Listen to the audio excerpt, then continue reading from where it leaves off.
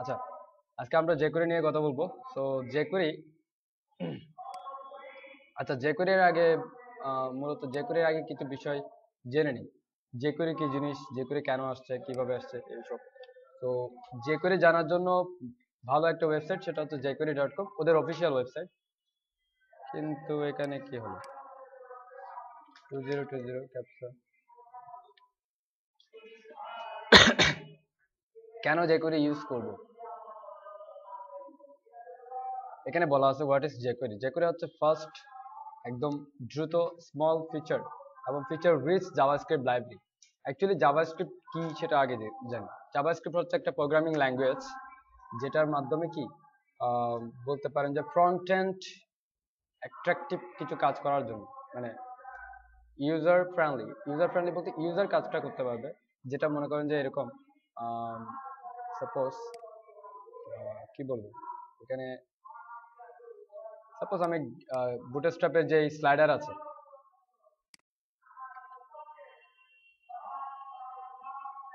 User ইন্টারেক্টিভিটি বাড়ানোর জন্য, ঠিক আছে, ওয়েবসাইটের সাথে ইউজারের এক্সপিরিয়েন্স ভালো করার জন্য যেই বিষয়টা ইউজ হয় সেটা হচ্ছে জাভাস্ক্রিপ্ট। যেমন এখানে আমি যদি দেখি জাভাস্ক্রিপ্টে এসে, যে এখানে মনে করেন মডেল, এখানে ইউজ করছে মডেল। এটা একটা বলতে পারেন যে ইউজারের সাথে আরেকটু আহ, জুড়ে যাওয়ার জন্য যে বিষয়টা, যেমন এরকম যে আমি একটু ক্লিক করলাম, একটা বিষয় আমাকে অন পেজ যে বিষয়টা দেখাচ্ছে, এই যে এটা এটা ইউজারের জন্য আরো সহজ না, সে অন্য পেজে যাওয়ার চাইতে এই একই পেজে আমাকে মডেল আকারে দেখাই দিল বিষয়টা। তো এই যে ইউজার ইন্টারেক্টিভিটি, ইউজার এক্সপিরিয়েন্স বাড়ানোর জন্য যে বিষয়টা, সেটা হচ্ছে জাভাস্ক্রিপ্টের কাজ। এটা সার্ভার, এটা কি সার্ভার রান করে না, এটা হচ্ছে ব্রাউজার রান করে, ক্লায়েন্ট সাইড স্ক্রিপ্টিং ল্যাঙ্গুয়েজ, যেটা কি ক্লায়েন্টের কম্পিউটারে রান হয়। ব্রাউজারে যদি আমার jQuery এনাবল না থাকে, জাভাস্ক্রিপ্ট এনাবল না থাকে, তাহলে এইসব কোনো কাজই হবে না, ঠিক আছে। এটা হচ্ছে কি ক্লায়েন্ট সাইড স্ক্রিপ্টিং ল্যাঙ্গুয়েজ। আমি যদি W3 স্কুল দেখি, টিউটোরিয়াল লার্ন জাভাস্ক্রিপ্ট, এখানে বলে আছে যে এটা তো অলওয়েজ বলে যে সবসময় সহজ, ইজি টু লার্ন সবকিছু, ঠিক আছে। ইন্ট্রোডাকশন, আচ্ছা এত কঠিন ভাবে আমরা যাই না, জাভাস্ক্রিপ্টে না যাই। যেমন এখানে একটা লাইটের বিষয় করছে, যে জাভাস্ক্রিপ্ট দিয়ে ক্লিক করলে অন হচ্ছে, আবার ক্লিক করলে অফ হচ্ছে। এগুলো হচ্ছে জাভাস্ক্রিপ্টে যে এই যে ইনস্ট্যান্ট যে কাজটা, যেমন আমরা কি ফেসবুক ইউজ করি, হ্যাঁ, ফেসবুক ইউজ করি, ফেসবুকে যখন কোনো একটা কমেন্টস লিখছি, ইনস্ট্যান্ট সেটা আমার এখানে চলে আসছে, এবং কেউ লাইক দিচ্ছে সেটাও ইনস্ট্যান্ট চলে আসছে। এগুলো কিন্তু সবকিছু জাভাস্ক্রিপ্ট দিয়ে করছে, জাভাস্ক্রিপ্টের মাধ্যমেই আসছে। এবং আপনি যদি ফেসবুকের সোর্স দেখেন, তখন আপনি HTML এর ট্যাগ শুধুমাত্র স্ক্রিপ্ট ট্যাগটাই দেখবেন, আর কোনো ট্যাগই দেখবেন না। তো এটা এটা এমন না যে এখানে কি হয় না, HTML এর একদম ইউজ হয় না।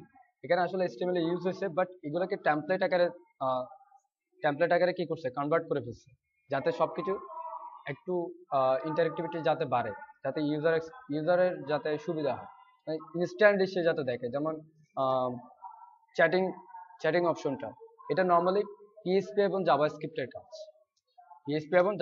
কাজ, এ লিখবে, সেটা সেন্ড করার সাথে সাথে ডাটাবেজে গিয়ে সেভ হবে, দেন ডাটাবেস থেকে অন্য ইউজারকে আবার যাকে পাঠাইছে তার ওখানে শো করবে। এখন আমরা যখনই লিখছি তখনই যাচ্ছে। এটার কাজ হচ্ছে অ্যাজাক্স জাভাস্ক্রিপ্টের যে বিষয়টা সেটাই। তো এখন আমরা জাভাস্ক্রিপ্টে যাব না এত বেশি, আমরা শিখবো হচ্ছে এটা অনেক অনেক বিরাট যেহেতু একটা ল্যাঙ্গুয়েজ, ঠিক আছে।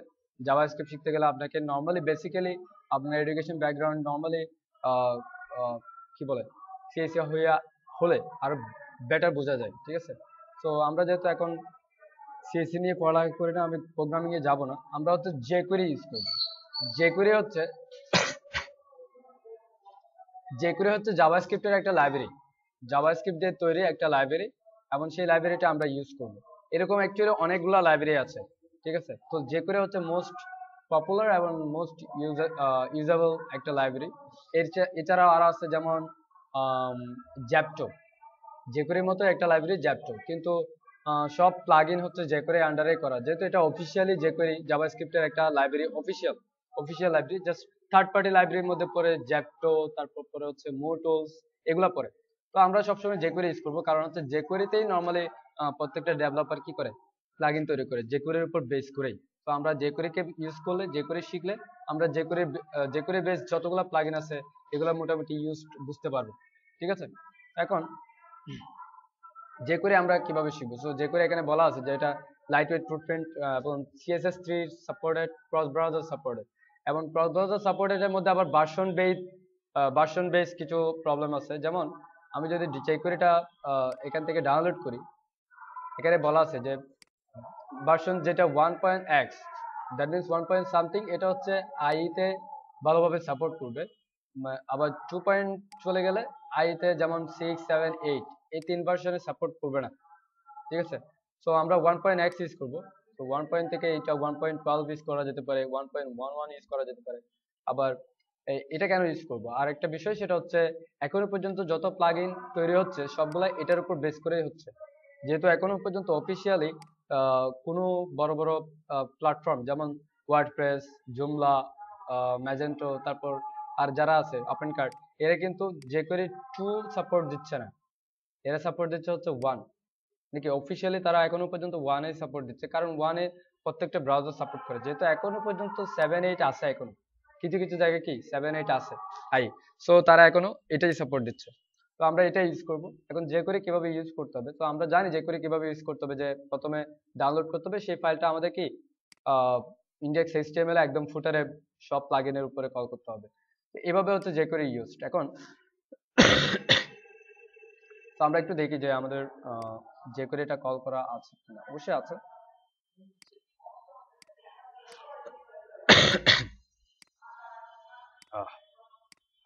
এখানে আমরা দেখছি যে jQuery এখানে কল করা আছে। এখানে কল করা যেটা আছে সেটা হচ্ছে 1.11.3। তো যেটা আছে সেটাই আমরা আমাদের থাক। অ্যাকচুয়ালি এটা ফুটারে কেন ইউজ করা হয়?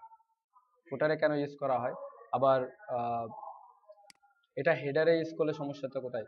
এটা একটা বিষয়, যে আমরা এটা যখন ইউজ করেছিলাম তখন বলেছিলাম যে যদি সবগুলা ফাইল হেডারে থাকে তাহলে কি ওয়েবসাইট লোড হতে হতে হতে অনেক সময় নিয়ে নেবে। কন্টেন্ট আসার আগে আমার সব ফাইল লোড হওয়ার পর কন্টেন্ট আসবে। তো এখন ওইটা হলে কি হয়, ইউজার বিরক্ত হয়ে যাবে এবং ইউজার আমার ওয়েবসাইট কি কিকব্যাক দিয়ে চলে যাবে। সো এই যে বিষয়টা, এটা স্কিপ করার জন্য আমরা কি jQuery সবসময় কি ফুটারে কল করি। ঠিক আছে, তো ফুটারে কল করাটাই বেটার, অথবা শুধুমাত্র jQuery আমরা হেডে কল করতে পারি, এটা সমস্যা নেই। যাতে আমাদের অন্যান্য প্লাগইন ইউজের ক্ষেত্রে কনফ্লিক্ট না করে, আমরা যাতে ভুলে jQuery আগে কোনো প্লাগইন কল করে না ফেলি, সেজন্য আমরা কি চাইলে হেডে কল করে দিতে পারি। তো সমস্যা নাই, আমরা এখানেই ইউজ করব। এবার আসি jQuery কিভাবে ইউজ করতে হবে এবং jQuery এর মূল সিনট্যাক্সটা কি। jQuery নরমালি মূল সিনট্যাক্সটা কি সেটা হচ্ছে আমরা এখানে দেখি যে নরমালি স্ক্রিপ্টের মধ্যেও আমরা jQuery ইউজ করতে পারি। আমরা চাইলে jQuery আলাদা করে ফাইল, যেমন এখানে করেছিলাম main.js, তো আমরা এইভাবে আলাদা ফাইল করেও করতে পারি। এখন jQuery মূল স্ক্রিপ্ট সিনট্যাক্সটা হচ্ছে একটাই, এখানে সবকিছু লক্ষ্য করলে এই একটা সিনট্যাক্সের উপর বেস করে চলছে। একটা সিনট্যাক্স, সেটা হচ্ছে প্রথমে $, তারপর হচ্ছে আমার সিলেক্টর, দেন হচ্ছে আমার অ্যাকশন। প্রথমে আমার সিলেক্টর, তারপর হচ্ছে আমার অ্যাকশন। ঠিক আছে, এখন দেখেন আমি যদি সবগুলা এখানে পুরোটাই যদি দেখি, যে যেমন এটা হচ্ছে আমার সিলেকশন এন্ড দেন আমার অ্যাকশন, আবার এর ভিতরেও আবার সেম, এটা হচ্ছে আমার সিলেকশন, এটা হচ্ছে আমার অ্যাকশনটা, তাই না? সবকিছু কিন্তু একই একই সিনট্যাক্সের উপর বেস করে চলবে। সো আমরা এভাবে করতে পারি যে $সিলেকশন। এখন $, আমি মনে করেন যে সাপোজ সিলেক্ট করলাম একটা, আমার ওয়েবসাইট থেকে যে কোনো একটা কিছু সিলেক্ট করি, যেমন এ স্টার্টার।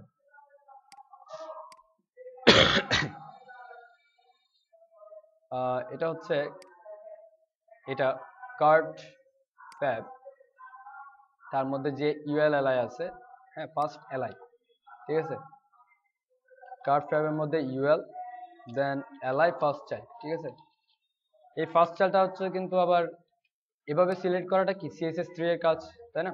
তো CSS3 ও সাপোর্ট করে এখানে। সো আমরা এখানে কি এভাবে সিলেক্ট করতে পারি LI ফার্স্ট চাইল্ড। তো এটা যদি করি, যখন ক্লিক হবে, আমি একটা অ্যাকশন দিচ্ছি এখন, যে আমি এটাকে সিলেক্ট করলাম, তার উপর একটা অ্যাকশন করব, যে যখন এই চাইল্ডটা ক্লিক হবে তখন আমার কিছু কি হবে, মানে আমার একটা ফাংশন রান করবে, আরেকটা ফাংশন। তো আমরা ফাংশন কিভাবে লিখতে হয়, ফাংশনের নাম, তারপর হচ্ছে আমার সেকেন্ড ব্র্যাকেটের মধ্যে ফাংশনটা কি এক্সিকিউট করবে সেটা। অ্যাকচুয়ালি ফাংশন নর্মালি লিখতে হয় এভাবে, এই যে আমি যদি এখানে ব্ল্যাঙ্ক পেজে লিখি ফাংশন, তারপর হচ্ছে প্রথম ব্র্যাকেট, শেষ, শুরু শেষ এবং সেকেন্ড ব্র্যাকেট। প্রথম ব্র্যাকেটটা অ্যাকচুয়ালি কেন? প্রথম ব্র্যাকেটটা যদি আমার ফাংশনটা কোনো প্যারামিটার সাপোর্ট করে, কোনো ভ্যালু যদি মানে আমার কোনো ডাটা যদি আমার ফাংশনটার মধ্যে পাস করতে হয়, তাহলে এই ফাংশনের মাধ্যমে আমরা করতে পারি। এখানে ফাংশনে একটা নাম দেওয়া লাগে, সেটা হচ্ছে যেমন যে কোনো একটা নাম, হ্যালো, হ্যাঁ, এটা একটা ফাংশনের নাম। আমরা যদি ফাংশনের নাম না দেই, তাহলে সরাসরি আমরা এটাকে এইভাবে লিখতে পারি। এটাকে বলা হয় অ্যানোনিমাস ফাংশন, যে ইনস্ট্যান্ট আরেকটা ফাংশনের মধ্যে আরেকটা ফাংশনকে কি করা, দিয়ে দেওয়া। এটা হচ্ছে অন্য বিষয়। তো আমরা এখানে করলাম, এখানে যেটা করব সেটা হচ্ছে এটার উপর যখন ক্লিক হবে তখন আমার পুরা HTML এর বডিটা কি হবে, CSS পাবে একটা। আমি তো এই আবার ওই একই সিনট্যাক্স আমি আবার সিলেক্ট করছি বডিকে, বডি কিভাবে একটা CSS পাবে, অ্যাকশনটা হচ্ছে CSS।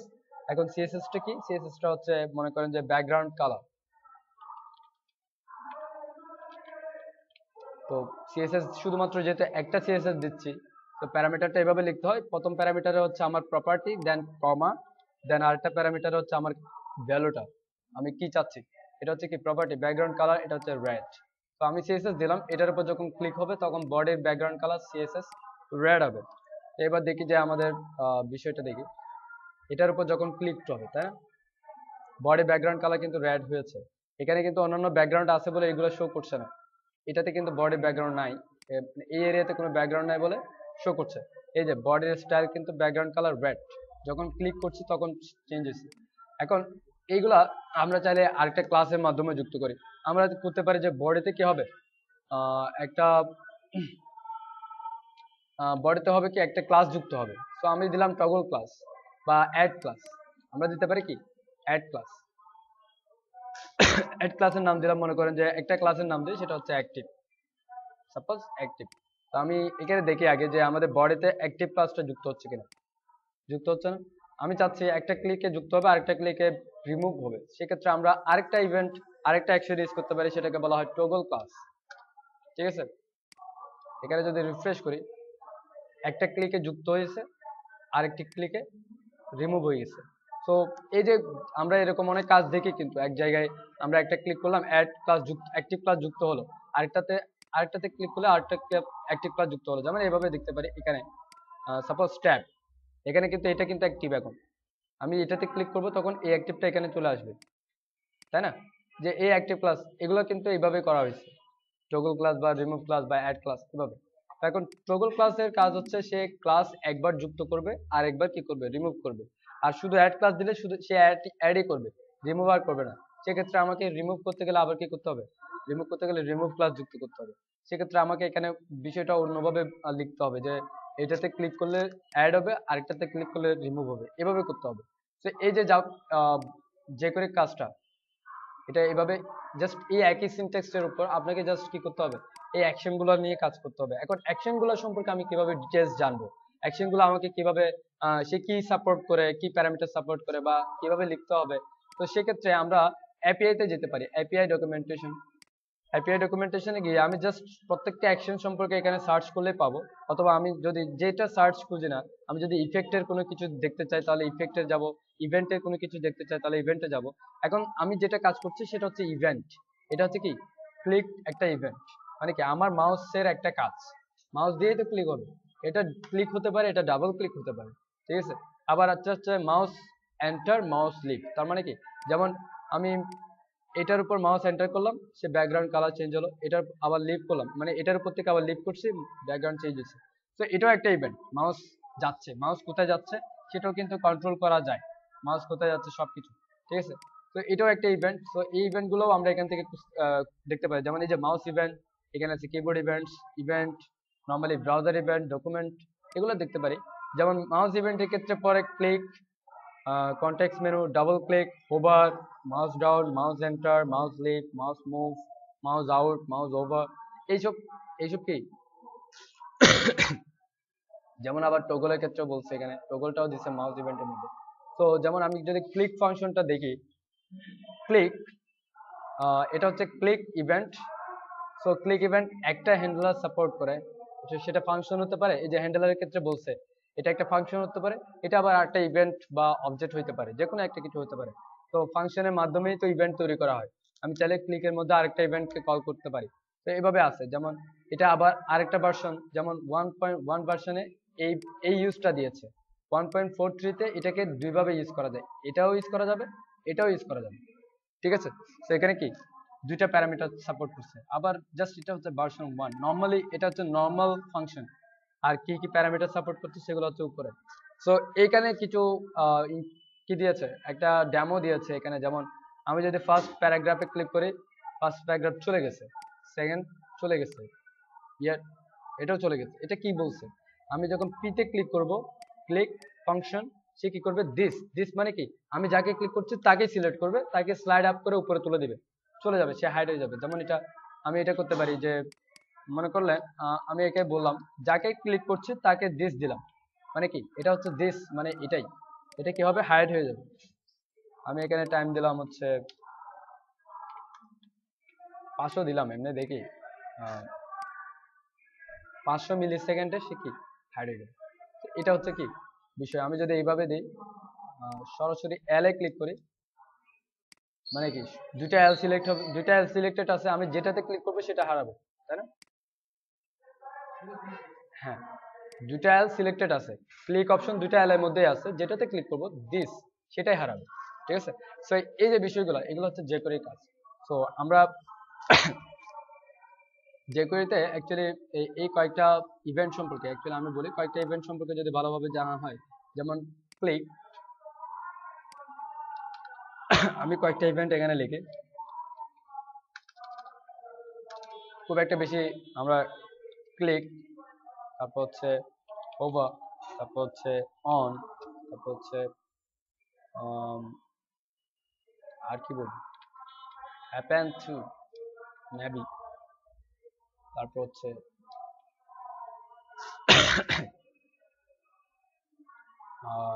বাইন্ড দেখা যেতে পারে, বাইন্ড, তারপর হচ্ছে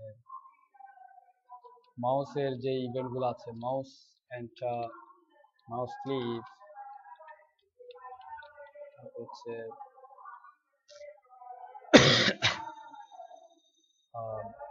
এবাস, এই কয়েকটা ইভেন্ট সম্পর্কে জানলেও মোটামুটি হয়ে যায়। নর্মালি আমাদের বেশি কাজ হয় হচ্ছে ক্লিক আর অন এর মধ্যে। অ্যাকচুয়ালি দুইটাই সেম, দুইটা সেম না, অন হচ্ছে আলাদা একটা ফাংশন, আলাদা একটা ইভেন্ট, যেটা হচ্ছে আরেকটা ইভেন্টকে নিয়ে কাজ করে আলাদাভাবে। তো এটাও যেমন আমি যদি এটাকে অন ফাংশনের মধ্যে লিখতে যাই, এটাকে কি অন ফাংশনের মাধ্যমে লিখতে যাই, তাহলে যেটা হবে এটা এভাবে হবে যে অন, আচ্ছা আমি নিজেই লিখি, অন মনে করেন ডলার সাইন অন, এটা হচ্ছে আমাদের নর্মালি কি সিনট্যাক্স। তো আমি সিলেক্ট করলাম হচ্ছে এটাকে এলআই কে, তারপর অন দুইটা প্যারামিটার সাপোর্ট করে, একটা হচ্ছে ইভেন্ট আর একটা হচ্ছে আমার ফাংশন। এখন আমি কি এটার উপর কি কি ইভেন্ট চালু করছি, এটা হচ্ছে অন মিন্স উপরেই তো বোঝায় সাপোজ।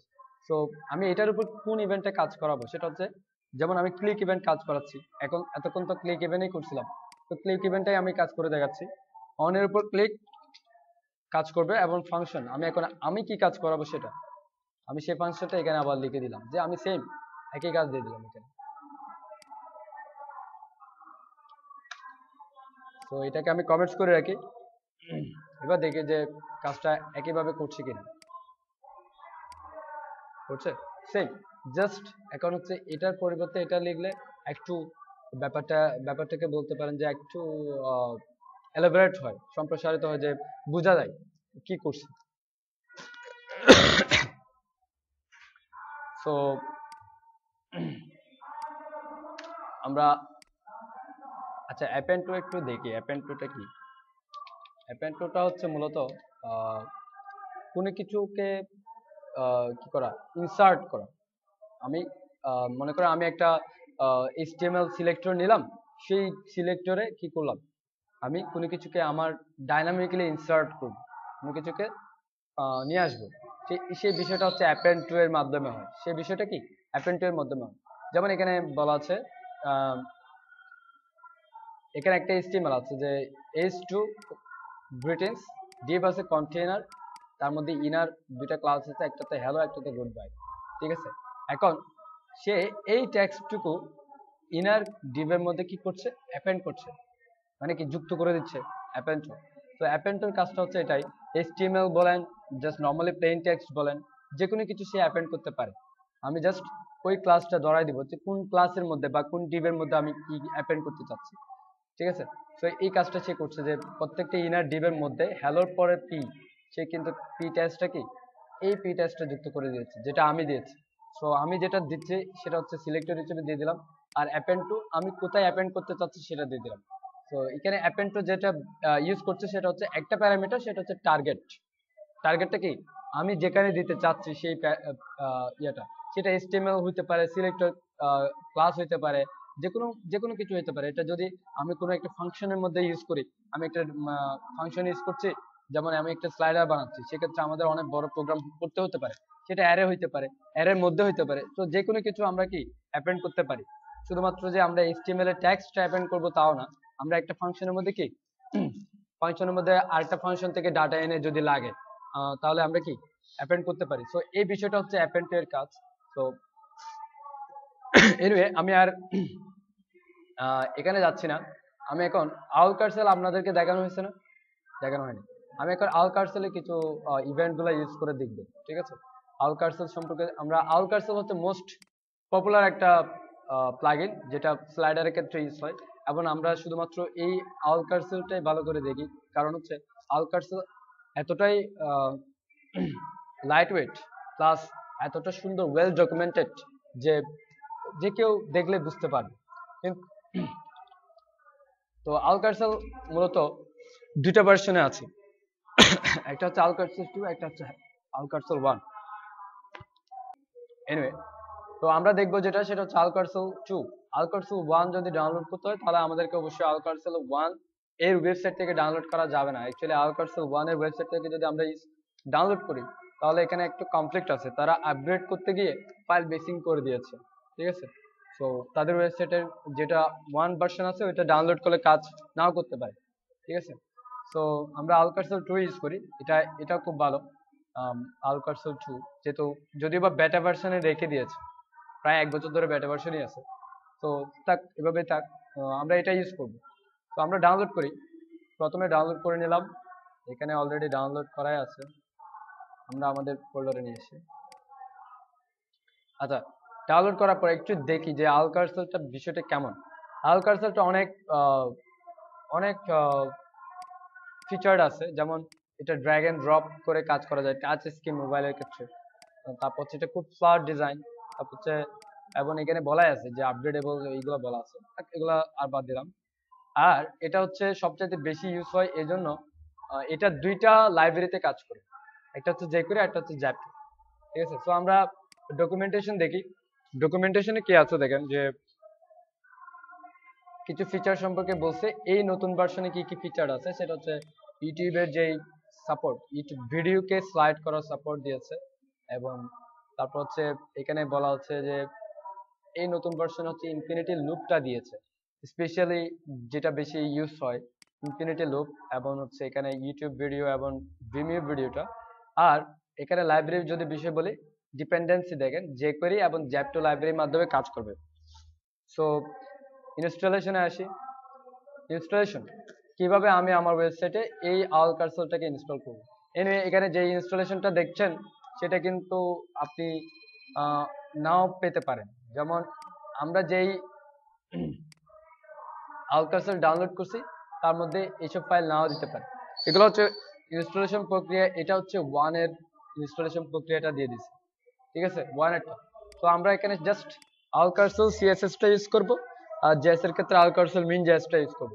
ফাইলগুলো দিয়েছে এখানে, জাস্ট এটাতে একটু কনফিউজ মনে হয় আর কি, ফাইলগুলো আমরা পাই নাই, যেমন শুধুমাত্র CSS দিছে, এখানে থিম ডিফল্ট বা এগুলা কিছু দেয় নাই।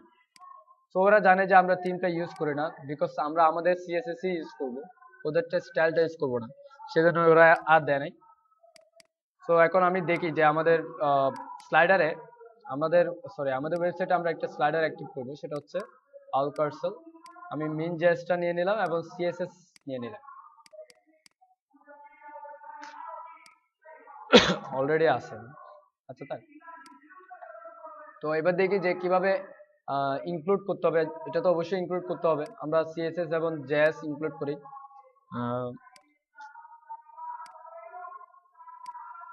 জেএস সাপোজ আমি কল করলাম হচ্ছে লাইট বক্সের পরে কল করে দিলাম অল জেএস, তারপর স্টাইলের ক্ষেত্রে এখানে কল করলাম, এখানে লাইট বক্সের পরে কল করলাম অল কার্সর সিএসএস।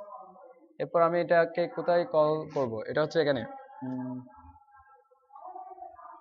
বটম উইজেট ফুটার এরিয়া। আমি এই জায়গায় একটা স্লাইডার দিই,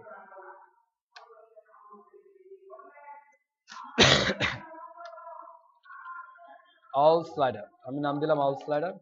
div প্লাস কন্টেইনার নিতে পারি, div plus row, div plus কি কল, আমি চাচ্ছি কল md12 এর মধ্যে থাকবে এরকম একটা slider, div plus slider all, এভাবে দিলাম। এখন এটা হচ্ছে আমার মূল প্যারেন্ট div, আমি এটাতে কি করব, স্লাইডার অ্যাক্টিভ করব, এটাতে আমি স্লাইডার অ্যাক্টিভ করব। এখন ওদের মার্কআপ সিস্টেমটা দেখে আসি। ওদের মার্কআপটা HTML সেট করতে বলছে কিভাবে দেখেন। প্রথমে একটা প্যারেন্ট ডিভ এখানে বলছে, এগুলো ফর প্যারেন্ট ডিভ, যেটাতে আমি কি করব, যেটার একটা ক্লাস থাকবে যেটাতে আমি স্লাইডার অ্যাক্টিভ করব। এরপর হচ্ছে প্রত্যেকটা ডিভ আলাদা আলাদা আইটেম, প্রত্যেকটা আলাদা আলাদা আইটেম কি আলাদা আলাদা ডিভ করে থাকবে, ঠিক আছে। তো আমি এটা যদি অ্যাক্টিভ করি তাহলে আমাকে প্রত্যেকটা আইটেমের জন্য আলাদা করে একটা ডিভ নিতে হবে। যেমন আমি নিলাম স্লাইড, তো স্লাইডে আমার ইমেজ থাকতে পারে, আমি ব্যানারটাই নিয়ে আসলাম। তো প্রতিটা স্লাইড যেহেতু একটা একটা ইমেজ, তো আমি স্লাইড ডিভটা কি 3টা হিসেবে নিলাম। এই আউট স্লাইডটা আমি কি করব, অ্যাক্টিভ করব আউট স্লাইডে। তো আমি যদি এখন দেখি মেইন জেএস এবং এখানে এখানে করি $, সিলেক্টর ডট আল স্লাইডস, এদের অ্যাক্টিভেটরটা কি, এদের অ্যাক্টিভেটরটা হচ্ছে কি আল কার্সর, আল কার্সর, আল কার্সর নিয়ে আসলাম। এখন আমার স্লাইডার অ্যাক্টিভ, অটোমেটিকলি আমার স্লাইডার একদম পারফেক্টলি অ্যাক্টিভ এবং 3টা আইটেম শো করছে। এবার দেখি তাদের অপশন সম্পর্কে। অপশনস, তাদের এপিআই, আমরা কিভাবে তাদের স্লাইডারটাকে কন্ট্রোল করব সেটা। যেমন তাদের ডিফল্ট আইটেমস হিসেবে তাকে 3টা, সো আমার 3টা শো করছে। আমি যদি এখন একটা করে শো করাতে চাই আমাকে অপশনে লিখতে হবে। অপশন কিভাবে লিখতে হয় আমরা জানি, সেকেন্ড ব্র্যাকেট শুরু শেষ, তার মধ্যে কি আমি অপশনস এর নাম দিব, তারপর আমি লিখবো হচ্ছে 1, একটা অপশন শেষ। এখন একটা করে শো করছে, এটা কি ড্র্যাগ এন্ড ড্রপ, এবং সে অটোমেটিকলি প্লেও হবে যদি আমরা অটো প্লে অন করি। এখন নর্মালি অটো প্লে কি আছে আমরা একটু দেখি, যদি অটো প্লে দিয়ে সার্চ করি অটো প্লে নর্মালি ফলস আছে, এবং অটো প্লে টাইমটা হচ্ছে 5000 মিলি সেকেন্ড, ঠিক আছে। তার মানে 5 সেকেন্ড, 5 সেকেন্ড পর পর সে প্লে হবে। আমি যদি ট্রু করে দেখি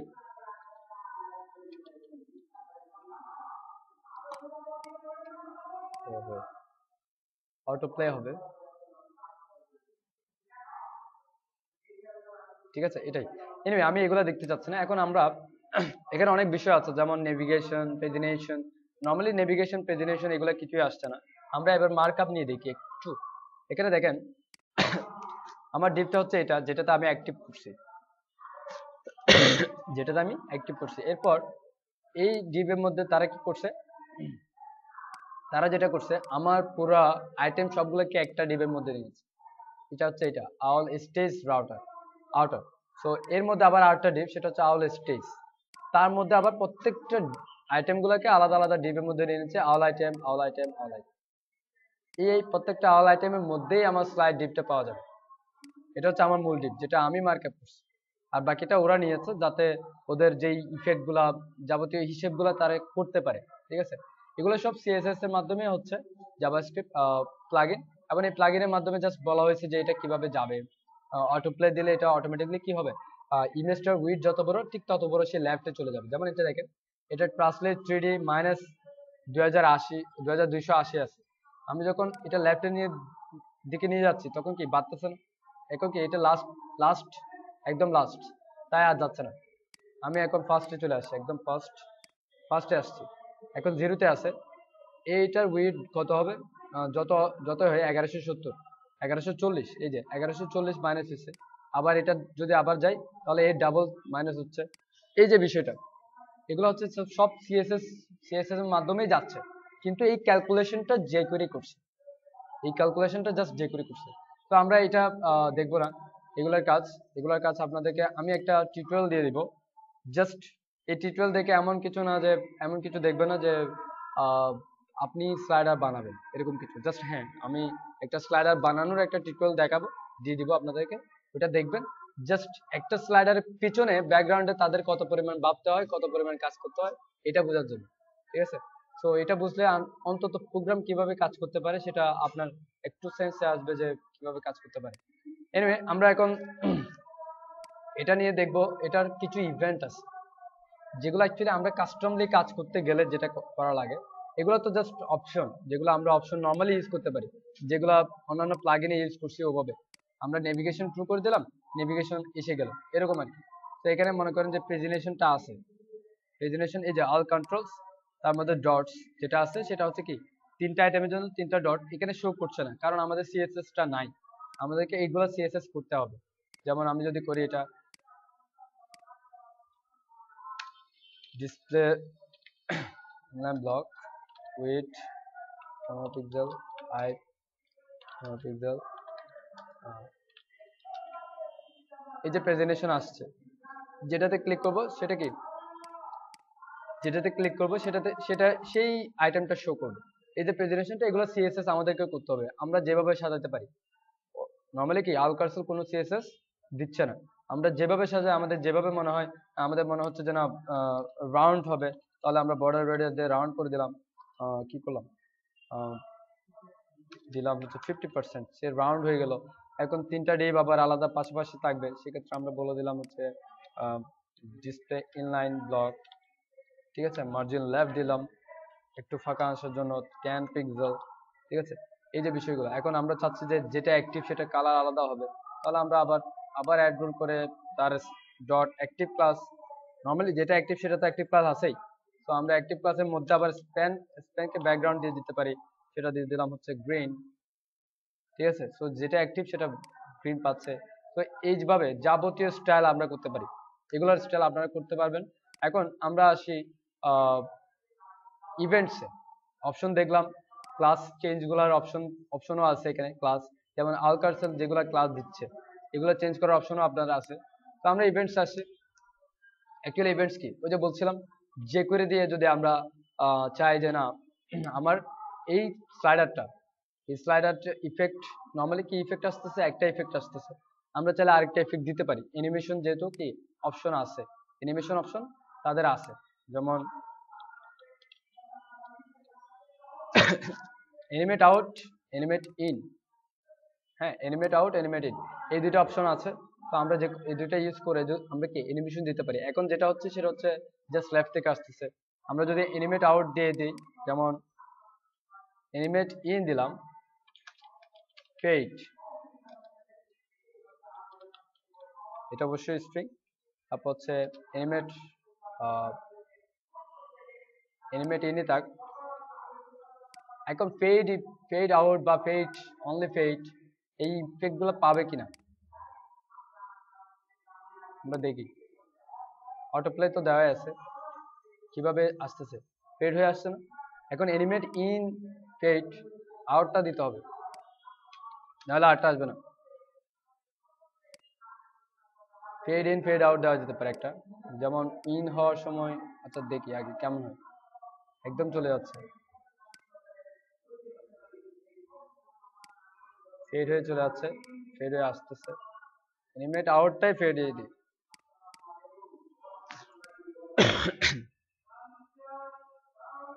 কেমন আছে দেখি।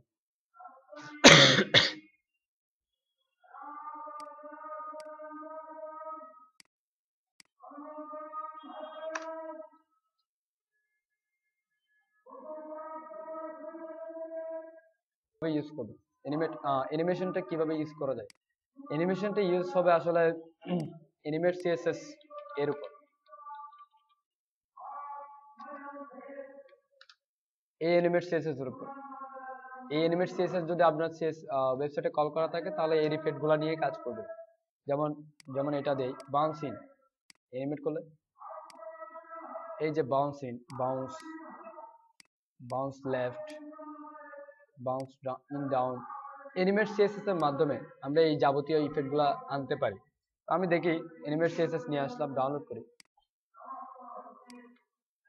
আমাদের আমাদের একটা সিএসএস ওপেন করি, নাম দিলাম animate.css, এবং তার মধ্যে আমি সিএসএস যাবতীয় সবগুলো নিয়ে আসলাম এবং একদম উপরে আমি এনিমেট সিএসএস কে কল করে দেই /animate css। এরপর আসি যে অ্যাকচুয়ালি এনিমেট সিএসএস আর কাজ করছে কিনা আবার দেখি। যেমন ফেড এনিমেট আউট আমরা দিলাম, আমি দিলাম zoom out, zoom in out নাকি জুম আউট, আচ্ছা দেখে আসি এখানে কি জুম নিয়ে কি আছে। জুম ইন ডাউন, আচ্ছা জুম আউট আছে। এই যে এনিমেট আউট হচ্ছে জুম আউট, তো আরটা হচ্ছে এনিমেট ইন। আচ্ছা আমার অপশনটা বানানটা ঠিক আছে না, আমরা অপশনও দেখি animate out animate in. Animate in হচ্ছে জুম ইন, দেখি কিভাবে আসে, মাথা নষ্ট হয়ে যাবে।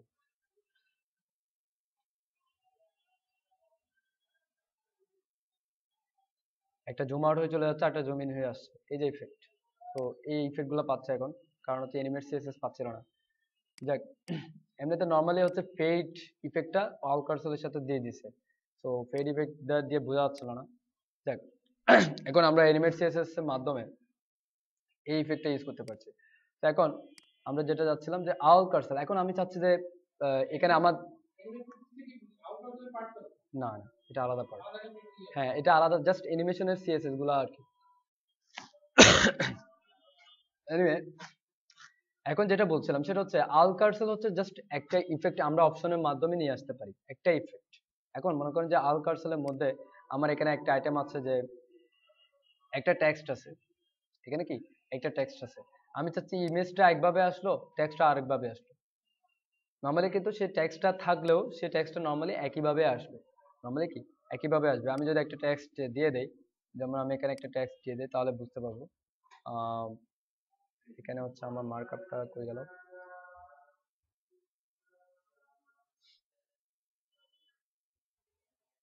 আচ্ছা এই যে স্লাইডস এখানে। তো আমি এখানে একটা টেক্সট দিলাম যে ডি প্লাস স্লাইড টেক্সট, এখানে দিলাম h1 hello world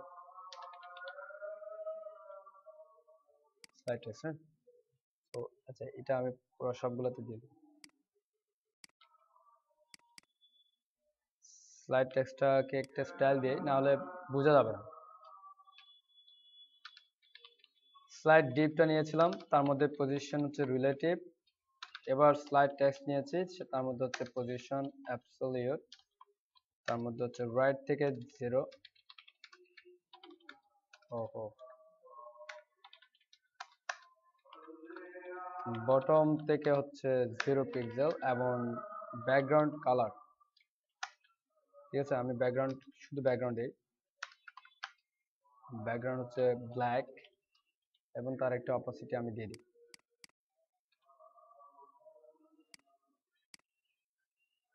80%। হ্যাঁ, এটা করেছি যাতে এখানে ইমেজের উপর বিষয়টা আসে, এই যে এখানে আসছে। তো কালার হচ্ছে নর্মালি টেক্সট কালার হচ্ছে সাদা, আর প্যাডিংটা দিয়ে দিই, প্যাডিং হচ্ছে 50 পিক্সেল। বটম থেকে আমি 50 পিক্সেল উপরে তুলে দিলাম, রাইট থেকে 50 পিক্সেল দূরে সরাই নিয়ে আসলাম। হ্যাঁ এই জায়গায় আসলো, এই যে ইফেক্টটা। এখন ইফেক্টটা কিভাবে আসবে দেখি, ওই ইমেজের সাথে যেভাবে স্লাইড আসতেছে সেভাবে আসবে, ঠিক আছে। এখন আমি যদি চাই এটা আলাদা করতে, তাহলে অবশ্যই আমাকে যে করে কাজ করতে হবে, ওদের ফাংশনটাকে কি করতে হবে, ব্রেক করে আমাদের ফাংশনটা যুক্ত করতে হবে। তো এই বিষয়গুলো যখন করতে যাব, তখন আমাকে অবশ্যই ইভেন্ট সিস্টেম করতে হবে, আল কার্সলের ইভেন্ট। তাই আল কার্সলের ইভেন্ট এই কাজটা কিভাবে করছে, এই কাজটা আল কার্সল আমাদেরকে বলে দিছে যে এই ইভেন্টটা কাজ করতেছে হচ্ছে যেমন এটা ট্রান্সলেট হওয়া। ট্রান্সলেট মিন্স কি, পরিবর্তন না, ট্রান্সলেট তো পরিবর্তন। তো এই যে পরিবর্তন হওয়াটা আল কার্সলে যদি আমি ডেমোতে যাই, কিভাবে পরিবর্তন হচ্ছে এখানে দেখে আসি যে কিভাবে দেখবো। আচ্ছা, আমি ইভেন্ট সম্পর্কে যে কোনো একটা, এই যে ইভেন্ট সম্পর্কে একটা বিষয় এখানে দেওয়া আছে, যে এখানে যত ইভেন্ট আছে সবগুলো ইভেন্ট এখানে কি নর্মাল অবস্থায় অন আছে এখন, তাই না?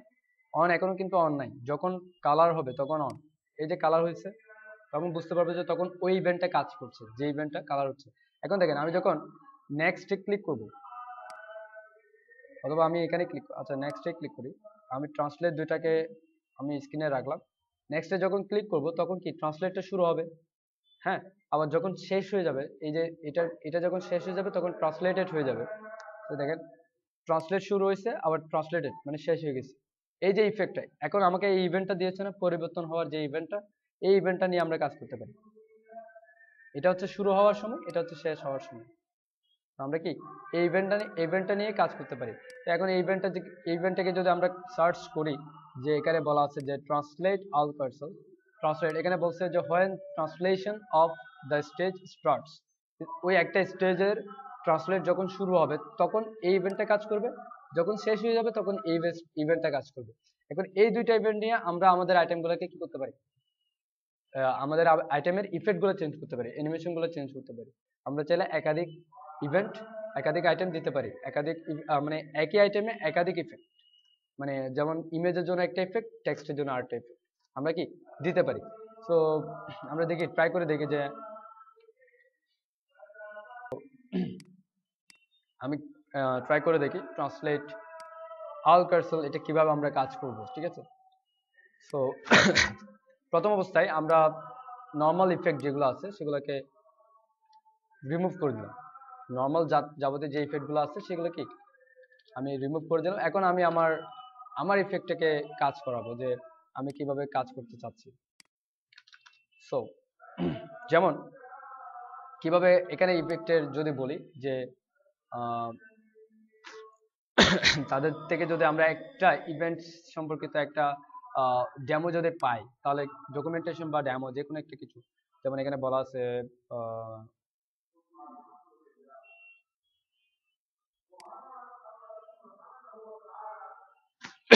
এনিওয়ে এটা কোনো অপশন দেয় নাই। তো আমরা ইউজ করি, আমরা কিভাবে ইউজ করব, আমরা যে স্লাইডারটা কি করছি, যে স্লাইডারটা অ্যাক্টিভ করেছি ওই স্লাইডারের উপরেই তো ইফেক্টটা কি করব, রান করব, তাই না? তো আমি এখানে একটা কাজ করি, সেটা হচ্ছে আমার সিলেক্টর হচ্ছে এটা না, নর্মালি আমার স্লাইডার এটাতে অ্যাক্টিভ হচ্ছে, আমি সেটাকে একটা ভেরিয়েবল দিয়ে নিয়ে ফেলি, তাহলে মানে ব্যাপারটা সুবিধা হয়ে যায়। ভেরিয়েবল নাম দিলাম হচ্ছে আউল ইকুয়াল এটা। সো এটা যেহেতু একটা ভেরিয়েবল নাম দিয়ে নিচ্ছি এটা, সো এখানে এটা এবং এটা সেম না, এভাবে কল করা তো সেম। কি এইটাতে আমি কি আল কার্সর অ্যাক্টিভ করেছি, এই নামের মধ্যে আল কার্সর অ্যাক্টিভ করছি, যেহেতু এটা এবং এটা সেম আমি বলে দিয়েছি, এখানে অ্যাসাইন করে দিয়েছি, এটা একটা ভেরিয়েবল, ঠিক আছে। সো এই ভেরিয়েবল আমরা তারপরে কাজ করছে কিনা দেখেন, আমরা ট্রাই করি, কাজ করছে আমার আল কার্সর এখনো ঠিক আছে। এখন এই ভেরিয়েবলের উপর আমরা একটা ইভেন্টকে রান করব, একটা ইভেন্ট রান করব এই ভেরিয়েবল উপর। সো আমি এই ভেরিয়েবলটা নিয়ে নিলাম, আমি অ্যাকচুয়ালি কাজের সুবিধার্থে নিলাম, যে এত বড় একটা কল করা এটা অন, তার মধ্যে দুইটা প্যারামিটার সাপোর্ট করবে, সেটা হচ্ছে একটা হচ্ছে আমার ইভেন্টসটা আর একটা হচ্ছে আমার ফাংশন। সো আমার ইভেন্টস হচ্ছে ট্রান্সলেট, যখন ট্রান্সলেট হবে, ঠিক আছে। এরপর আমি আমার ফাংশন দিয়ে দিই, আমার ফাংশন আমরা সরাসরি এইভাবে লিখতে পারি, ফাংশন আমরা যেটা রান করব ওই ইন্ডিভিজুয়াল কি আল কার্সরের উপর যেটা আমরা কি কাজ করব। সো আমরা করতে পারি হচ্ছে যেমন এখানে আল কার্সর অ্যাক্টিভ প্লাস যুক্ত হচ্ছে, অ্যাক্টিভ প্লাস কি যুক্ত হচ্ছে কোথায়, আচ্ছা আমরা একটা কাজ করি, স্লাইড আমরা একটা সিলেক্ট করি, যেমন $, আমাদের আইটেমের নাম হচ্ছে ডট স্লাইড, তাই তো। আমি একটা ক্লাস দিয়ে দিই active class, sorry add class, আমি একটা ক্লাস অ্যাড করে দেখি অ্যাকচুয়ালি পাচ্ছি কিনা, আগে একটা টেস্ট দিয়ে দিই, যেমন হ্যালো, স্লাইডের সাথে একটা অ্যাড ক্লাস যুক্ত করলাম হ্যালো। যখন অ্যাক্টিভ হবে তখন অ্যাকচুয়ালি, যেমন এখানে দেখি যে স্লাইডের সাথে যখন অ্যাক্টিভ হবে, যখন ট্রান্সলেট শুরু হবে তখন স্লাইডের সাথে হ্যালো যুক্ত হয়েছে না? হ্যাঁ, যখন শেষ হবে তখন তো আর শেষ হয় নাই, পরেরটাতে কি সবগুলাতে কি স্লাইড অ্যাক্টিভ সবগুলাতে কিন্তু হ্যালো যুক্ত হয়ে গেছে।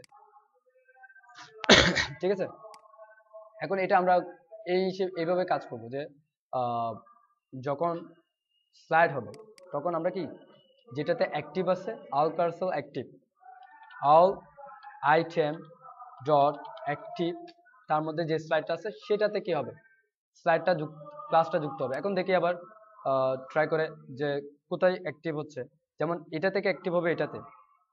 হ্যাঁ, কোনটাতে স্লাইড, যেমন এই যে অ্যাক্টিভ আছে, এখন স্লাইড এটাতে কিন্তু হয় নাই, প্রথমটা অ্যাক্টিভ ছিল যেটাতে সেটাতে হয়ে গেছে, প্রথমটা যেটাতে অ্যাক্টিভ ছিল। তো আবার চেঞ্জ করতে হবে তাহলে।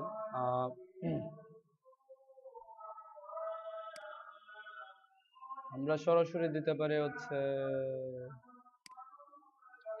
আচ্ছা তাহলে আমরা আরেকটা কাজ করি, সেটা হচ্ছে নর্মালি দিস যেটা স্লাইড নর্মালি অ্যাক্টিভ আছে সেটাতে কি করতে পারি, রিমুভ করতে পারি।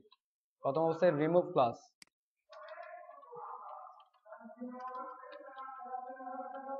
ক্লাস, হ্যালো, সবগুলা থেকে হ্যালো রিমুভ, দেন যখন স্লাইড হবে তখন এটা অ্যাক্টিভ হয়েছে, আর অ্যাক্টিভ যেটাতে অ্যাক্টিভ যাচ্ছে সেটাতে মানে অ্যাক্টিভ সরে যাচ্ছে তখন।